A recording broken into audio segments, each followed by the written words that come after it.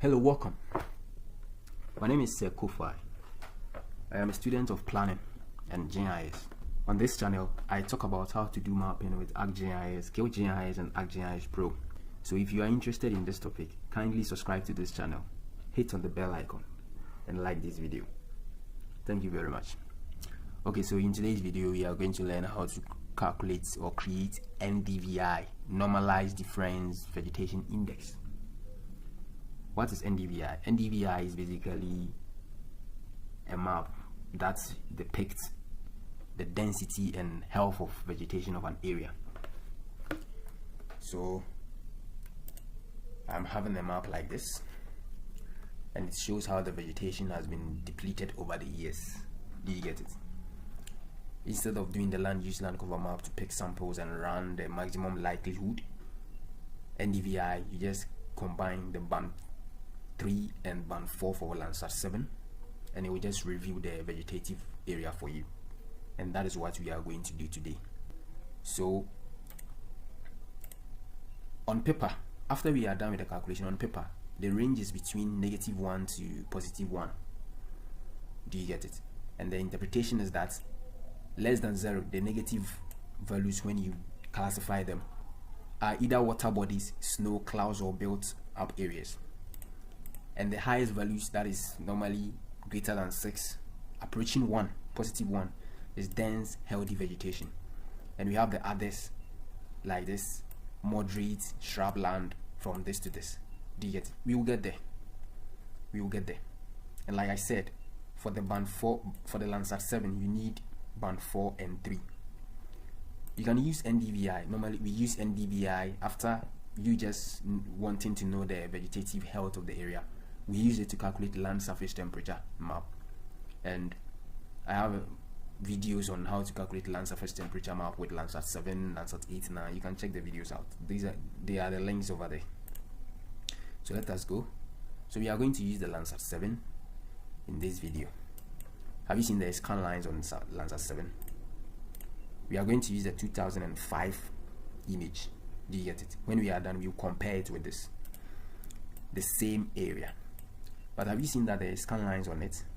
Yes. Landsat 7 images, especially those from 2003 come in, they have scan lines on them, and you have to actually address that.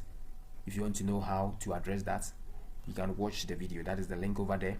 That video will take you through how you can fix Landsat 7 scan lines with QGIS. So I address them. So I'll just remove and work with the ones that. So have you seen? I have filled the scan lines. So we are going to use that. So we will go straight to the Arc toolbox, and we'll go to the Spatial Analyst tool. The formula is B4 band 4 minus band 3 divided by band 4 plus band 3. So Spatial Analyst tool, map, Algebra, Raster calculator. But before you add the bands, you need to add the conditional float into brackets band 4 minus band 3 divided by another float band 4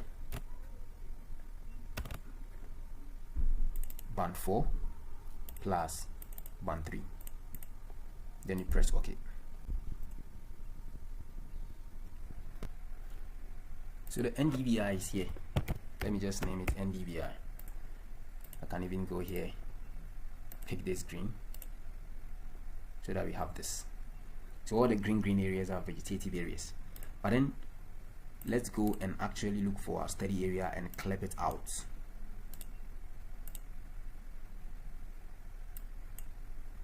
So this is our study area. Have you seen it? That's our study area over there. Yes. So let's do the clipping. I'll go to search, then you search for clip like I just did.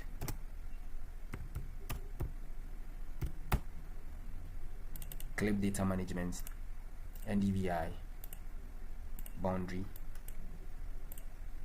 You clip it.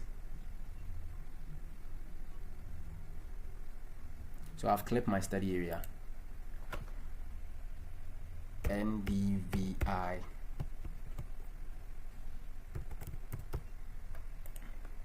So let me actually, have you seen that on the bigger scale the range is between 0.9 to -0.9, but when we clipped our study area, the range has reduced from negative 0.4 to positive 0.13. Are you getting it? So yes, let's go and let me do some explanations. So we were saying that the lowest value, do you get it, less than 0, 0.0 to 0.2, but we are not having this. Our range is not between negative 1 to positive 1. So what we are going to do is that we will assume that this is the high figure, this is the lowest figure. This is what I mean. Let us go and divide it into 1, 2, 3, 4, 5 classes. So you right click, you go to the properties, from stretched to classified.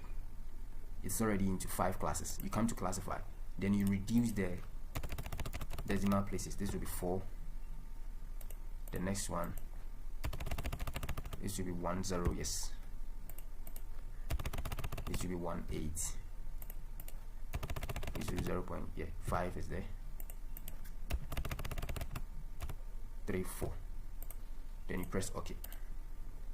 When we are having this is the highest figure and this is the lowest figure. Are you seeing that? This is the highest, this is the lowest. So let us maintain that order, because our range is between positive 0.14 to negative 0.34. It is not between the range on paper. So we are going to use highest to low value. So they are saying the highest value is either dense vegetation or tropical forest. So we are going to give it fair green color. They are saying the next is what, moderate vegetation or croplands. Let's say it is moderate vegetation, we give it this. The next one is sap or grassland, low density or stress vegetation. Let us give that one to stress vegetation, that color. The next one is bare land, sand, sparse, dry or urban surface. Let us assume it is a bare land area. The lowest figure is either water body, built up area, clouds, bare rock. Let us assume it is water body. Give it this. Click OK. This is what we are having. Are you getting it? Compare this to this map, 2005. Have you seen that the vegetation was here, here, and water was here? Are you seeing any difference? Yes, here are the water. So it is actually depicting in some way. And the vegetation was covering here, another vegetation was here up to that side. Let us see. I think it is following that same pattern. Are you getting it? Yes. So you can also divide it into 4 classes. Do you get it? 4 classes like this. Instead of this, you come with 4. Here, dense vegetation, sparse vegetation, bare land, water. Water, like this. Dense, sparse, bare land, water. Then you press OK. Are you getting it? So is it following the pattern?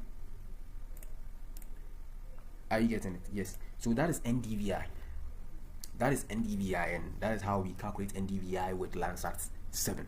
I will do another video and cover NDVI with Landsat 8, 9.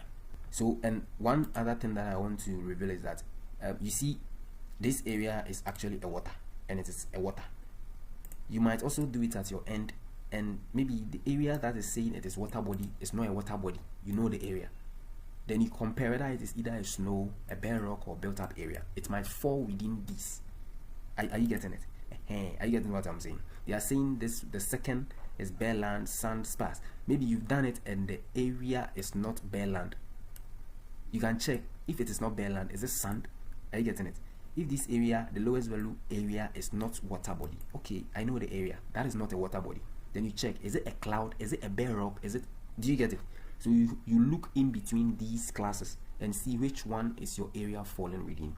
That is what I thought I needed to also add to you, so that you don't actually get confused if it is not following the pattern. Yes. So thank you very much for watching, and I would like to see you in my next video. Bye bye.